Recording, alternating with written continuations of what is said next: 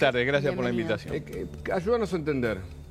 Bueno, estamos nosotros transitando en este momento un fenómeno particular por este caso que genera estrepitufor y obviamente estamos ante un hecho donde las víctimas resultan ser 3 niñas, porque las 3 son Sí. La verdad prácticamente adolescentes y eso de alguna manera conmueve a toda la sociedad. Sin embargo, nosotros tenemos hechos de extrema violencia que proviene de la narcocriminalidad ya hace muchos años. O sea, esto no es nuevo. No, para nada. Lo que pasa es que en este caso son 3 niñas. Luego, de alguna manera, ahora se visualizan 2 características del delito en nuestro país por estos tiempos, que es la juvenilización delictiva y la feminización delictiva, ¿verdad?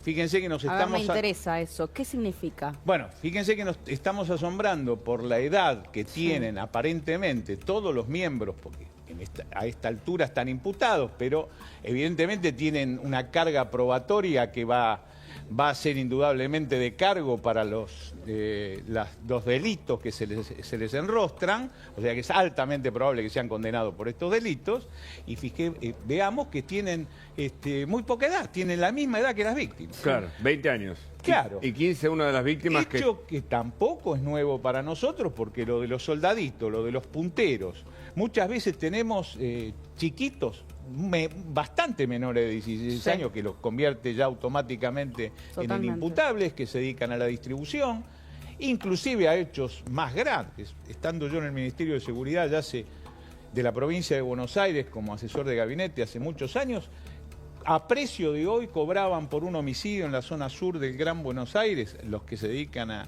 crímenes sociedad anónima, exclusivamente a cobrar por cometer homicidio, a plata de hoy algo así como unos 150 a 200 mil pesos. Una si locura. hacemos el cálculo de acuerdo Es una a la inflación. transacción más. Sí, pero estamos hablando de una vida humana, por supuesto, entre... O sea, esos no son killers, son sicarios, o sea, son más de baja... Ajuste de cuentas. De ajuste de cuentas Como en Rosario. en el AMPA. Lo que pasa es que acá, cuando se transfiere a la sociedad civil, porque es cierto que una de ellas tenía vinculación, en un boliche se encontró o lo conoció, pero no son chicas del narco. A ver. Que ahí me interesa lo que mencionabas también de la feminización, porque es algo que se habló mucho en México en su momento. Ya voy a eso. Sí, ya está instalado. Ya está instalado. Ya está instalado. Pero cuando nosotros hablamos normalmente de marginalidad, es una palabra que utilizamos cotidianamente en diferentes sentidos. Sí. Fíjense que hay 2 sentidos en particular. Nosotros hablamos de la marginalidad cuando queremos hablar de los desposeídos, las clases socioeconómicas menos acomodadas, la pobreza, la indigencia, ¿qué decimos? Marginalidad. Sí. Por otro lado, hablamos de marginalidad cuando hablamos del delito, del AMPA, de individuos que tienen conducta delictiva habitual, etcétera.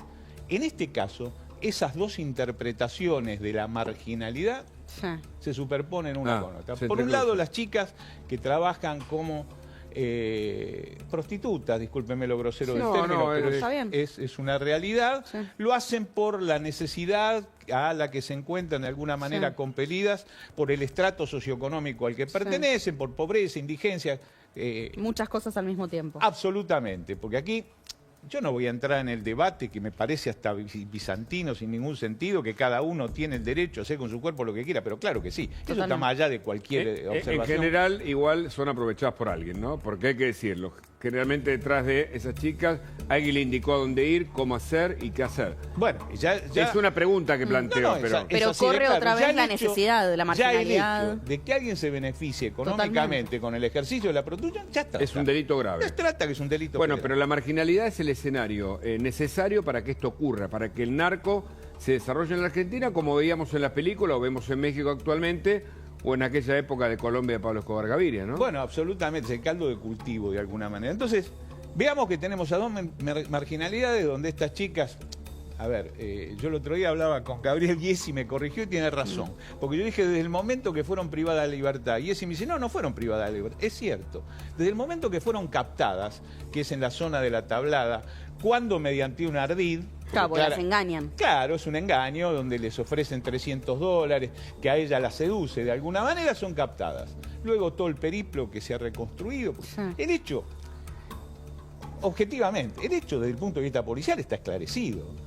En este momento hay 7 detenidos, el último estaba viniendo custodiado por la Policía Federal desde Jujuy, y que ya debe haber arribado de Seiza, más 6 hay Atención, aquí. Porque yo quiero Botacuro, algo así, ahora si me recordás el nombre, no lo acuerdo, no lo tengo acá, pero tiene las manos manchadas de sangre de posibles rajuños, o sea que junto con Villanueva, que aparentemente fue el que grabó, habría sido partícipe del acto. Es uno de los sicarios, porque hay también esto, estamos en un estadio muy primitivo de la investigación. Yo cuando hablo de esclarecimiento, ¿qué tenemos? El esquema físico del hecho, el periplo, dónde fueron captadas, a dónde fueron trasladadas, y está surgiendo quiénes son los autores mediatos, que son los autores intelectuales que todavía no han sido aprendidos, pero que está trabajando la Fuerza de Seguridad de la provincia de Buenos Aires y también las nacionales en procura de, me refiero a las federales, en procura de su rápida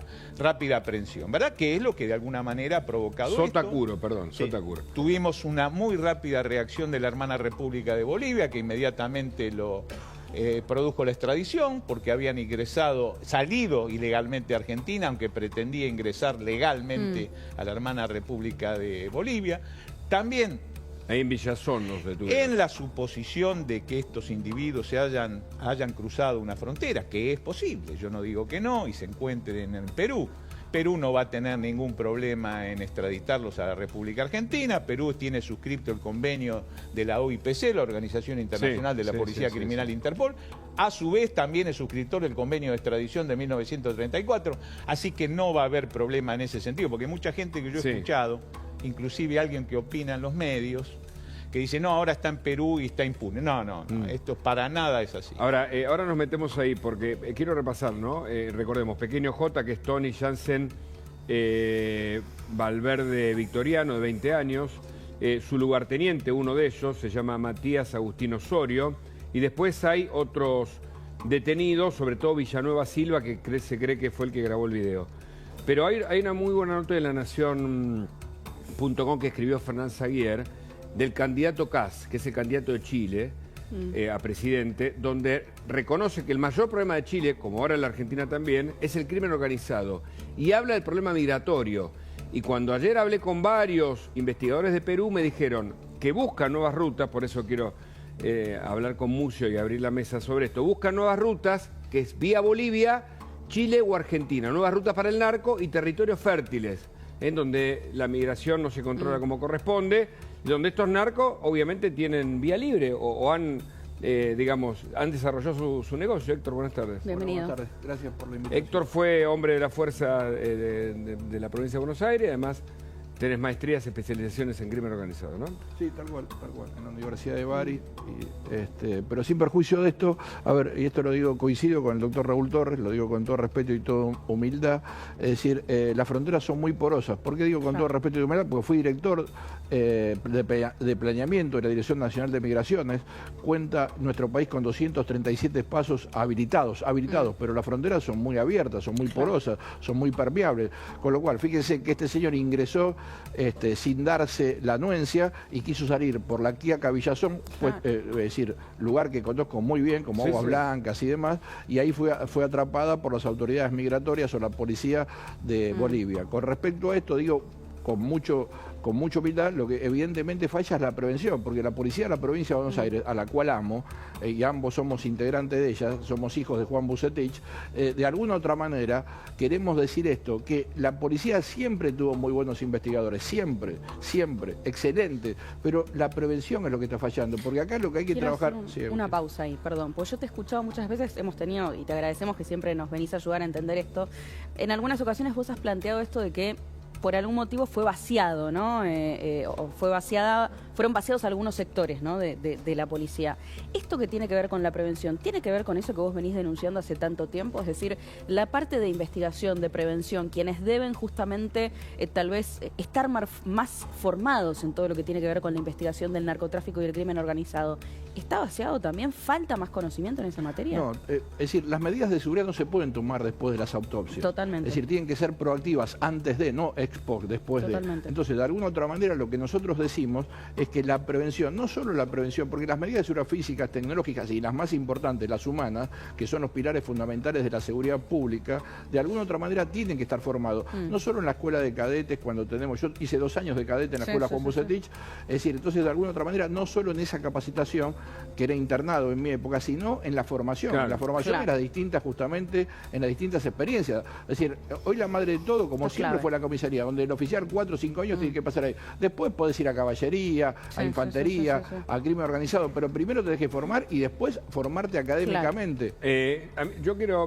Hay como dos miradas sobre esto, ¿no? Una es la mirada más de la teoría política o de el narcotráfico, y otras son las miradas más de las historias de vida, ¿no? Las microhistorias, que a mí me parece importante porque hablábamos de la precocidad, ¿no? Para entender quién es este pequeño J, que toma el nombre de ese pequeño, aquel personaje de Ciudad de Dios, que por su crueldad justamente quiere ser imitado por ¿no?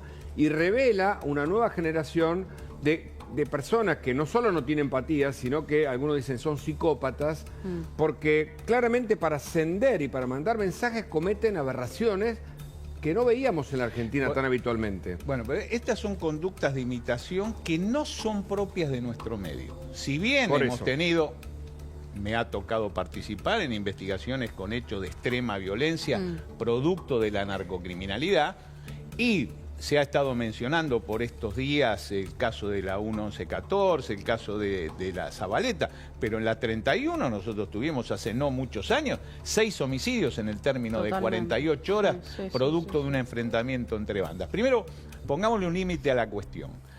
Esta banda de la que estamos hablando es eso, una banda, no es el cartel de Sinaloa, ni el cartel de Jalisco, está claro esto. A ver, esto también ocurre en Colombia. Después de Pablo Escobar arrancaron las BACRIM, lo que llaman bandas criminales, es decir, la segmentación, ¿no? La fragmentación de los grupos, ¿no? Bueno, ¿sabe dónde está ocurriendo, señor Machiavelli? En este momento, Ecuador. Claro. Ecuador, yo soy profesor en 3 universidades ecuatorianas y en este momento estamos asistiendo en Ecuador a este fenómeno de la extrema violencia en la criminalidad. Como ustedes saben, Ecuador es un país elegido para el tránsito hacia el norte, hacia México y los Estados Unidos, por el Pacífico. Toda la sustancia que se pueda producir en Colombia, parte sale por el Atlántico, pero la mayoría sale por el Pacífico. Claro. También la que se produce en Perú y Bolivia. El lugar elegido es por Ecuador hacia el norte. Argentina también cumple ese rol. Cuando va a Europa es uno de los países elegidos. Qué preocupante esto que usted plantea y está, me parece fantástico que explique esto que pasa en otros lugares y que de repente estamos importando. A ver, explicación de lo que ocurre en Ecuador. Tenemos aquí esta situación de bandas también que operan con una brutalidad increíble. Yo mencionaba recién el tema de la feminización que se habló en México y usted me decía, eso ya está pasando acá. No, pero hace rato. ¿Qué es la feminización delictiva? Primero tenemos a la mujer ocupando roles activos en las organizaciones criminales. Insisto, organizaciones criminales que son todavía de poca monta. Esto hay que dejarlo en claro. Sí, pero muy crueles y sádicas realmente. Sí, claro que Tremendo. sí. No, hemos tenido organizaciones criminales mucho más importantes, por ejemplo, en Rosario. Claro. En Rosario, que ahora afortunadamente hay un trabajo de las fuerzas provinciales y las fuerzas federales que están abocadas específicamente y le están dando buen tratamiento, que pareciera estar bajando notablemente la violencia, ¿verdad? Entonces, la mujer, ¿qué pasa?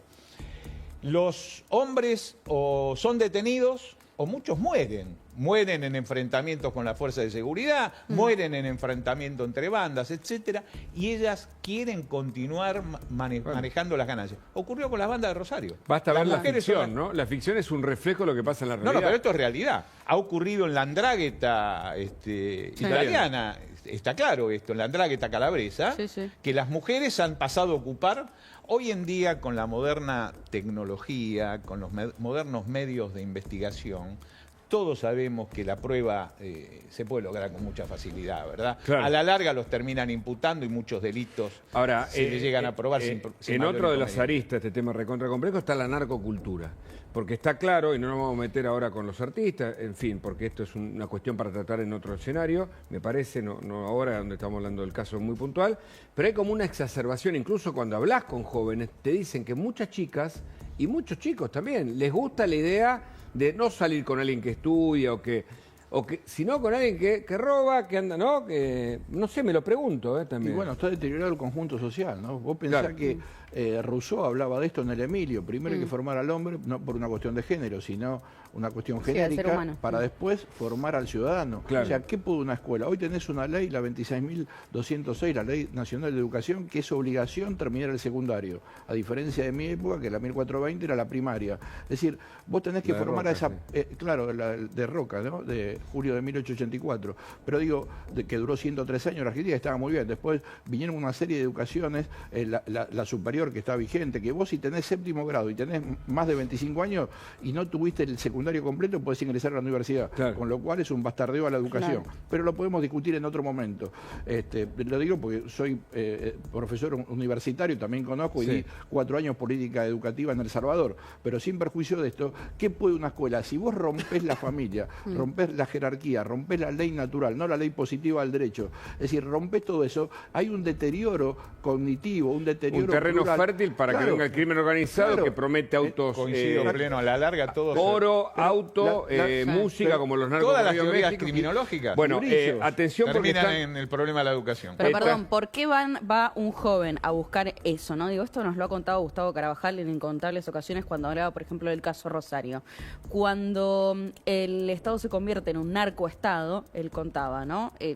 Los narcos son los que de repente en algunos barrios de Rosario Mandan. le organizaban la fiesta de 15 a una Claro. chica en un barrio, Es que la ¿no? maldad suele ser O cuando- le llevaban Claro. los regalos del día Ocupan del el lugar niño. que se Entonces, deja. Esa es la al maldad. ocupar ese rol, Esa es la ilógico. maldad suele ser Totalmente. bondadosa, la Claro. maldad suele ser espejitos de colores, la maldad Totalmente. suele ser brillos. Cuando, mira, la trata de personas se inicia acá a fines del 1800. ¿Sabés quién esperaba a los barcos que venían con chicas ucranianas, polacas y demás? Un montón de gente con brillos, ¿sí? ¿Qué era el estatus en ese momento? Tener un abdomen prominente, habanos, galeras, y todas las chicas, que eran también prostitutas, los acompañaban a esos señores con un montón de brillos. Claro. La maldad suele ser encantadora y bondadosa, hay que decirlo. Claro. No a la maldad, no a la Claro. droga, Sí, sí, no así a opera. todo ese rum que es espejito de colores. Sotacuro está, es trasladado, después tenemos un material para revisar, es trasladado aquí. Y atención que por los rastros que tenía de rajuños en las manos puede ser uno de los autores materiales, el ejecutor, el sicario, ordenado por Pequeño J, que sigue prófugo. Tremendo.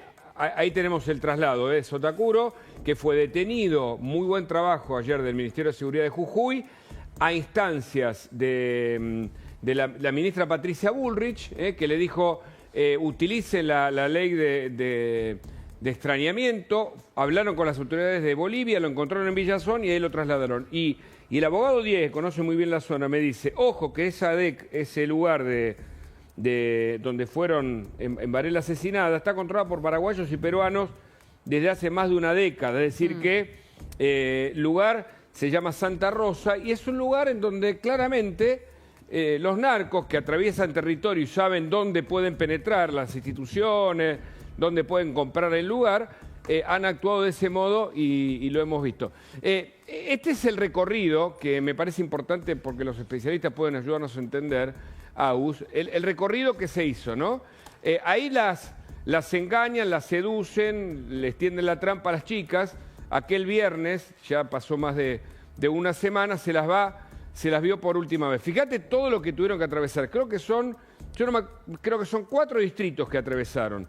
Y acá se las encontró el lugar donde además las asesinaron. Lugar que increíblemente no fue sellado. No. Se encuentra el lugar del crimen con un pozo que habían hecho antes. Cavaron la fosa, la tumba de las chicas, luego las descuartizaron para poder meter los cuerpos ahí.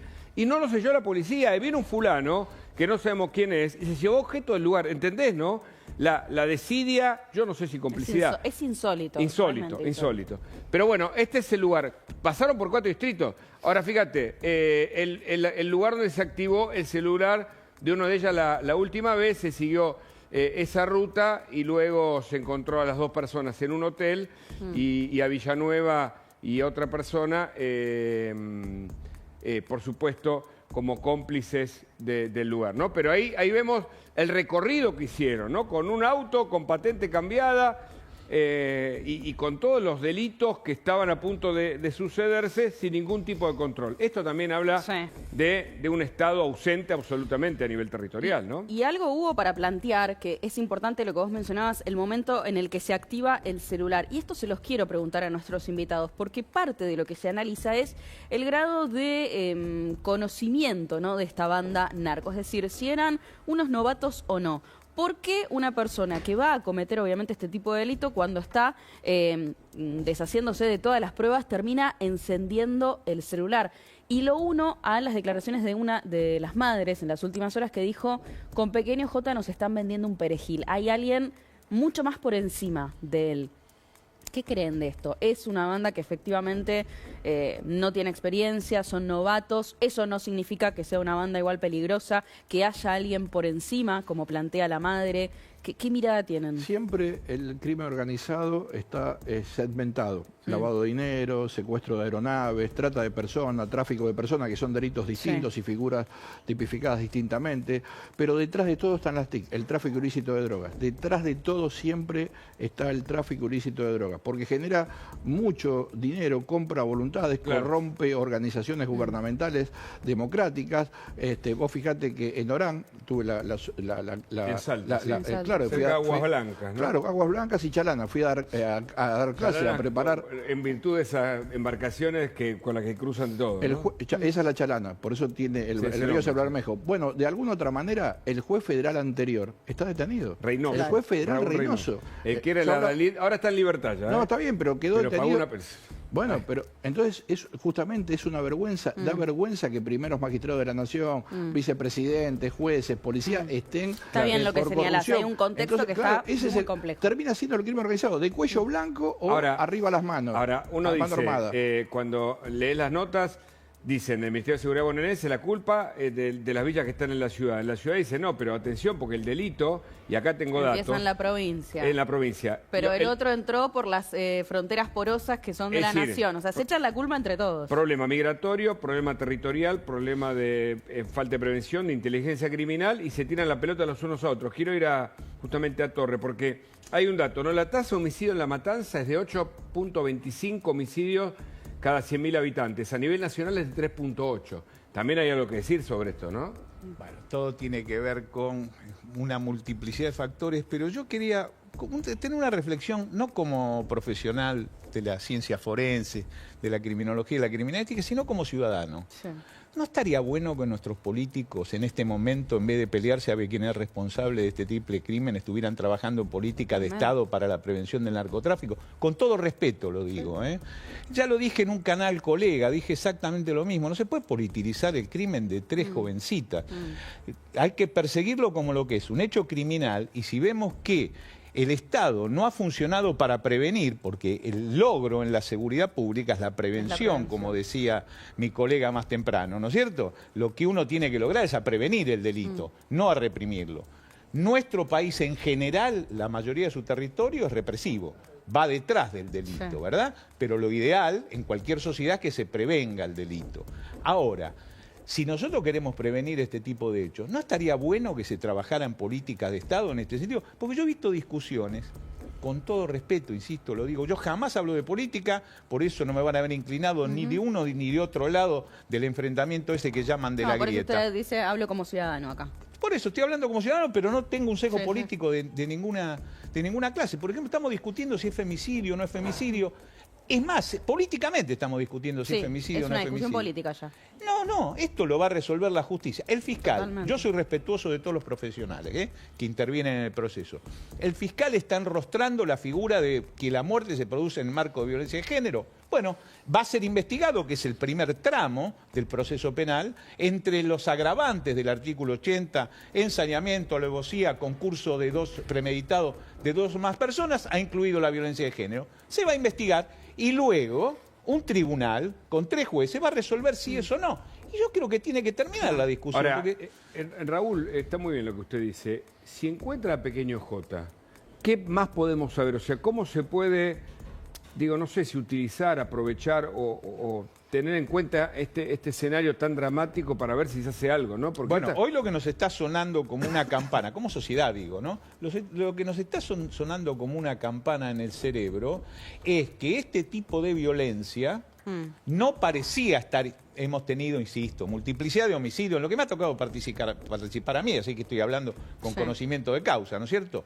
Pero este tipo de violencia contra 3 jovencitas, si alguna de ellas le quitó dinero o alguna sustancia psicoactiva, olvidémonos, no estábamos acostumbrados, lo estamos importando en esta zona. Sí la teníamos este tipo de violencia en Rosario, mucho cuidado que sí la teníamos, no que tuviéramos 3 víctimas, pero es lo mismo tener 3 en 24 horas que tener 10 en 15 días. Totalmente. Por eso, hablar de muertes de esta manera nos tiene que rápidamente llamar a tomar medidas para evitar el próximo. Este caso tiene 2 caminos. Uno, agotar la investigación, que por supuesto esta investigación, insisto, está en sus primeros estadios, se va a agotar, y luego aprender de esto para tratar de que no vuelva a ocurrir. Pero insisto, esta violencia en particular, esta ha sido importada, ¿eh?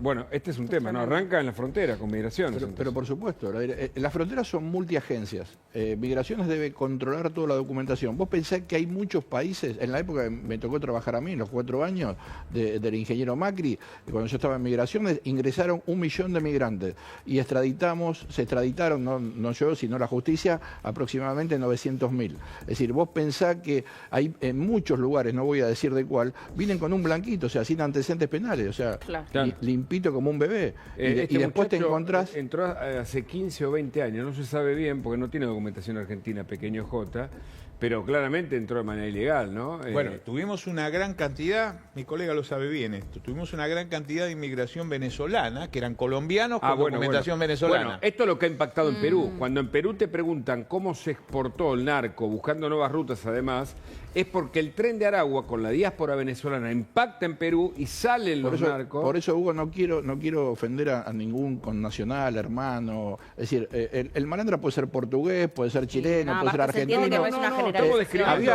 Había lugares, sí, que fueron mencionados acá en esta mesa, donde venían blanquitos y nosotros desde migraciones teníamos que buscar por distintos canales, llámese Interpol, distintos consulados, es decir, porque te lo mandaban limpio como un bebé y después te das cuenta que estaban más sucios que 1 kilo de papa. Esto lo digo con todo respeto y con toda humildad y lo digo metafóricamente para que la gente del común nos entienda. Entonces, hay que trabajar en concierto, en esa comunión de inteligencia criminal para que justamente esta frontera, porque tal vez no es porosa, pasaron por un paso habilitado de los 237 que te mencioné, marítimo, fluvial, terrestres y aéreos. Entonces vienen con una carga de delincuencia importante. Este año, para decir 2 casos que separé, en Córdoba, por ejemplo, grupo narco peruano, ¿no?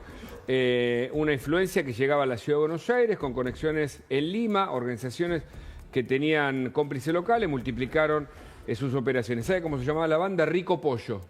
Fíjate, parece Pollo su hermano. Claro, imitan a la dueña, oriunda de Perú, fue detenida en retiradas ocasiones, pero volvió, ¿no? Y en Córdoba finalmente hizo un operativo.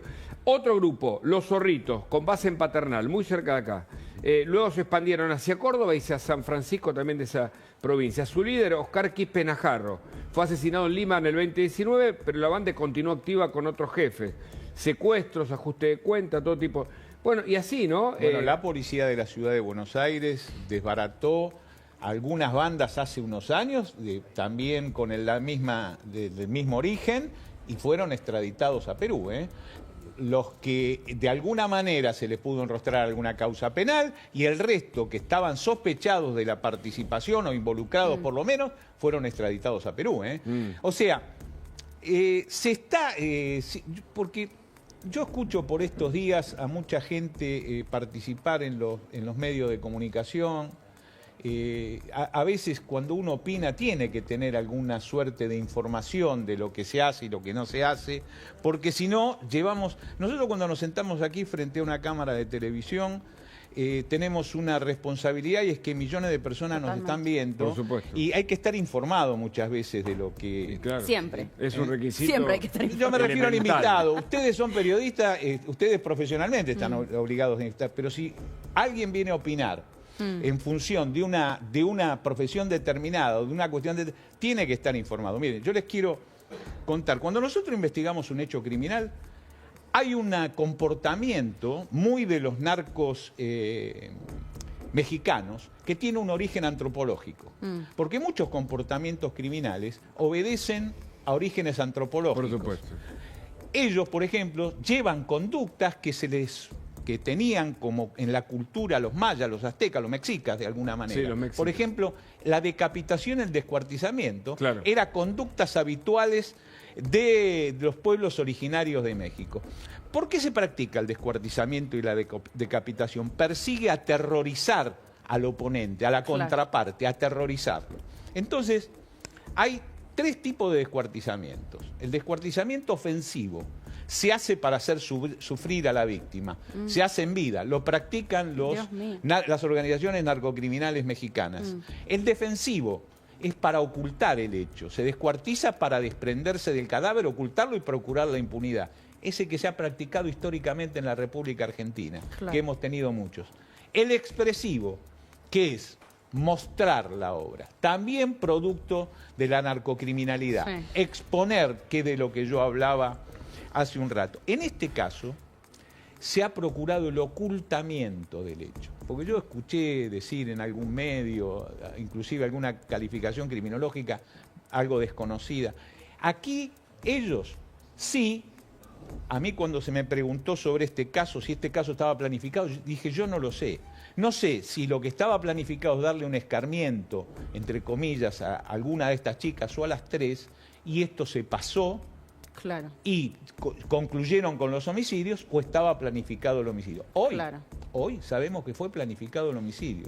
Los dos individuos que fueron detenidos en Florencio Varela, los últimos de Florencio Varela, fueron los que se encargaron de cavar la sepultura criminal antes con lo cual de que las chicas ocultarlo. Le salió mal, pero querían ocultarlo. Pero por supuesto, ahora, si no hubiera llegado la policía ahí... Hay un dato que se practica, estos grupos practican con las mulas o los camellos, que se tragan las cápsulas de cocaína y cada tanto se les revienta alguna, que es justamente viscerarlo. Sí, nosotros hemos tenido casos cerca de Seiza. Por eso, para sacarle la droga. Aparentemente, uno de los cuerpos, según la autopsia, le hicieron esto, no sé si suponiendo, digamos, o siguiendo casi un ritual de estos grupos, ¿no? Sí, eso fue esa chica, una de las chicas que está viscerada, fue una exacerbación de la violencia. ¿Exacerbación? Sí, Wow. hasta que... Porque tienen cero tolerancia a la frustración, porque saben que los anteriores también están sucios, porque, y esto lo digo también metafóricamente, porque saben que no obtienen ese botín y ellos van a ser los próximos eliminados. ¿Quiénes son? Esto es una pirámide invertida. A ver. El mugriento, como se dice en la jerga criminológica, esto también con todo respeto para que no se ofenda a nadie, es el que se ensucia las manos con sangre. Es la puntita del iceberg. La pirámide invertida, abajo está la tip del verdadero ideólogo. Pero sin perjuicio de esto, toda la tipificación, ya esta gente tiene medio código penal por la cabeza. El artículo 80 del Código Penal, en sus 11 incisos, les caben todo. Después podemos discutir si es femicidio o no femicidio, pero todo, es decir, es para perpetua. La expectativa de pena que tienen en el juicio oral se va a saber la función, la misión, el rol de cada uno, pero la visión es de esa pirámide invertida, donde de alguna otra manera esta gente torturó, mató, hizo todo ese desastre, toda esa perversidad absoluta que cometieron, teniendo en cuenta que ellos también tienen que responder a esa pirámide invertida. Qué tremendo. En instantes queremos perfilar o ayudar a partir de los expertos aquí qué es lo que pasa con esta banda y dónde pueden estar, si en la ciudad, si en el conurbano, si en ambos lugares. ¿Cómo se expande? ¿Cómo sigue ahora ¿Cómo sigue la esta investigación? Hay mucha información. Quédense, que enseguida continuamos.